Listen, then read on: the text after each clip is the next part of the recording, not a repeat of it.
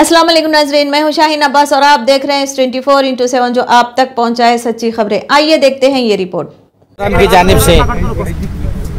Karnataka people forum की जानिब से आज 3 मेजर इश्यूज़ पर यहाँ पर मेमोरेंडम दिया गया, जिसमें पहले तो फेसबुक पर और सोशल मीडिया में जिस तरीके से आए दिन इस्लामी फोबिया को लेकर के जो कमेंट्स किए जा रहे हैं और साथ ही साथ गुस्ताखे रसूल सल्लल्लाहु अलैहि वसल्लम को लेकर के जो फेसबुक पर कार्टून्स हो या कुछ कमेंट्स हो उसको डाला जा रहा है। कुल मिलाकर मैं ये कह सकता हूँ कि एक बहुत बड़ा एक चैन है फेसबुक और सोशल मीडिया का, जो इस नमूने के ना सिर्फ कर्नाटक में पूरे इंडिया में ये इस टाइप का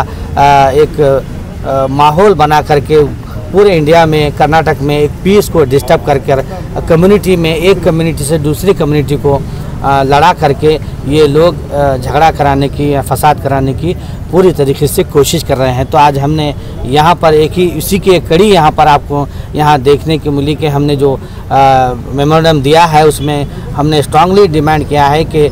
दोबारा से ये वाक़या जैसा बेंगलुरु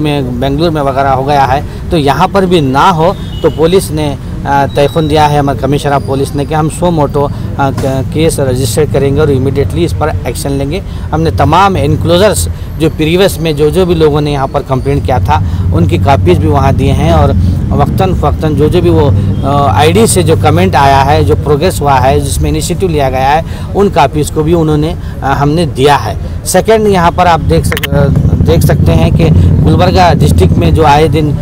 जो गांजे को लेकर के जो परसों हाल ही में 2 दिन पहले जो गांजा काड़गी और चिंचोली तालुक में जो पकड़ा गया, कल भी जो गांजा 110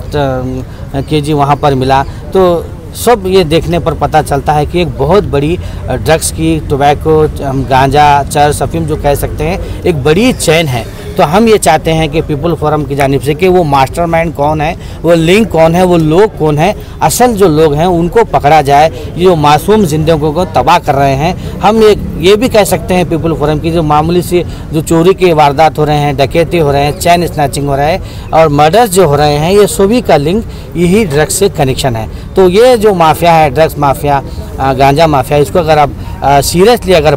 पकड़ते हैं तो मैं समझता हूं कि सारे क्राइम जो हो रहे हैं दिन ब दिन बढ़ रहे हैं उसमें काफ़ी हद तक कमी हो सकती है। तो मैं इस मौके पर चीफ मिनिस्टर श्रीमान येडियुरप्पा जी से डिमांड करता हूं कि पुलिस को फ्री हैंड दें, उनको काम करने को जो पूरी सहूलत मुहैया करें, उन पर कोई पॉलिटिकल प्रेशर ना आए,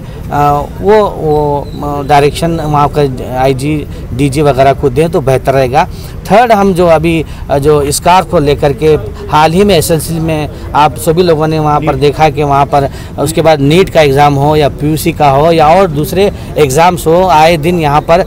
जो कुछ कम्युनल ऑफिसर्स जो है ना एग्ज़ाम सेंटर में जो मुस्लिम ख़वातीन हैं उनको स्कार्फ निकालने के लिए और बुरखा निकालने के लिए वो उनको हरासमेंट कर रहे हैं। जब वो उनको जब बात करते हैं बुरखा निकालने की, स्कार्फ निकालने की, जब वो लड़कियां प्रिपेयर कर आते हैं एग्ज़ाम को तो उनका तवाज़न, दिमागी तवाज़न खो जाता है। जो इतने स्टडी जो कर आते हैं वो क्या एग्ज़ाम में लिखेंगे, तो उनको मेंटली टॉर्चर किया जा रहा है। तो कई ख़वातीन का यही कहना था कि हम जो पढ़ कर गए थे, हमको इस नमूने से टॉर्चर करने से, स्कार्फ और बुरखा निकालने की जो हमको आधा घंटा 1 घंटा जो हरासमेंट किया गया, उसकी वजह से हम एग्ज़ाम सही तरीके से नहीं लिख सके। हालांकि गवर्नमेंट का ऑर्डर है कि ऐसी कोई पाबंदियाँ नहीं है, बाज़ाब्ता अपने धर्म के हिसाब से वो स्कार्फ और बुरखा इस्तेमाल कर सकते हैं। तो हम यहाँ से अब डिप्टी कमिश्नर के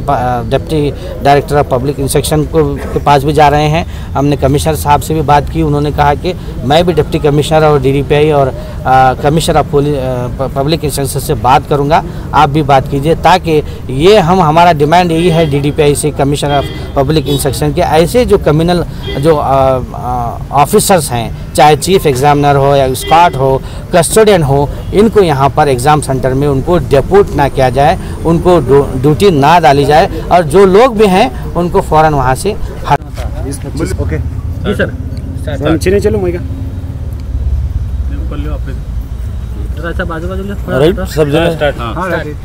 सोशल मीडिया प्लेटफॉर्म पर, स्पेशली फेसबुक पर,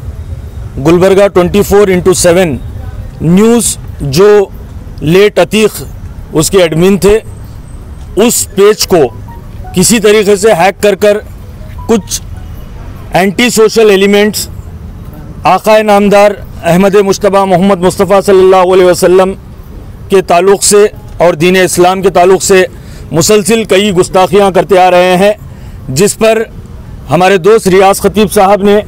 कई एक कंप्लेंट्स किए और कई एक एविडेंसेस कलेक्ट कर पुलिस डिपार्टमेंट को दिए, मगर उसके बावजूद भी कोई कार्रवाई अभी तक नहीं हुई। और गुलबर्गा में कुछ ऐसे anti social communal mind setup वाले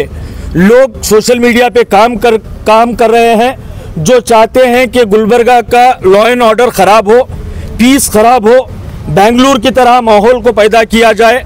तो हमने पीपल फोरम की जानिब से आज एक रिप्रेजेंटेशन करते हुए कमिश्नर ऑफ पुलिस को ये डिमांड किया कि इमीडिएटली उनके ऊपर एक्शन लिया जाए। तो कमिश्नर साहब ने स्यू मोटो उन पर एफआईआर दर्ज करने का कमिटमेंट किया है और एक्शन लेने का एश्योरेंस दिया है। तो हमारा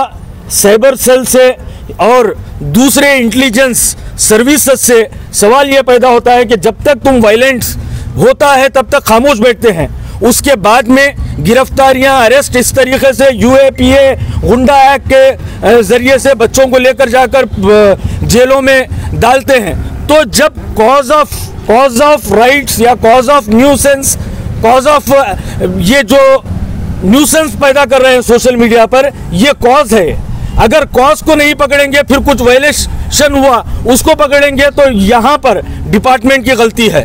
बेंगलुरु में भी इसी तरीके से हुआ और यहाँ पर भी वही माहौल बनाया जा रहा है। उसके बाद में पीपल फोरम के जिम्मेदारान ने और एक गुलबर्गा के एक सीरियस इश्यूज को भी एड्रेस करते हुए, ड्रग के इशू को एड्रेस करते हुए कहा कि गुलबर्गा डिस्ट्रिक्ट के लिए बड़े ही शेमफुल की बात है कि हमारे गुलबर्गा डिस्ट्रिक्ट में 13 क्विंटल 50 केजीज गांजा एक गोट फार्मिंग से अंडरग्राउंड से मिलता है। तो इतना ऑर्गेनाइज क्राइम गुलबर्गा में हो रहा है, तो दुनिया भर में नेशनल मीडिया पर यह न्यूज़ चलाई गई, नेशनल लेवल पर, इंडिया लेवल पर गुलबर्गा का नाम क्या हो रहा है? क्या गुलबर्गा ड्रग एक्टिविटीज़ का अड्डा है? क्या हेडक्वार्टर है? तो बिकॉज ऑफ ड्रग और गांजा, मेडिकल में जो ड्रग मिल रहे हैं उसकी वजह से 90% गुलबर्गा में आज मर्डर्स हो रहे हैं, क्राइम हो रहा है। 99% वजह सिर्फ और सिर्फ ड्रग है। उसके बावजूद भी हम खामोश बैठेंगे? तो हमने उस पर भी डिमांड किया कि सुप्रीम कोर्ट के ऑर्डर के मुताबिक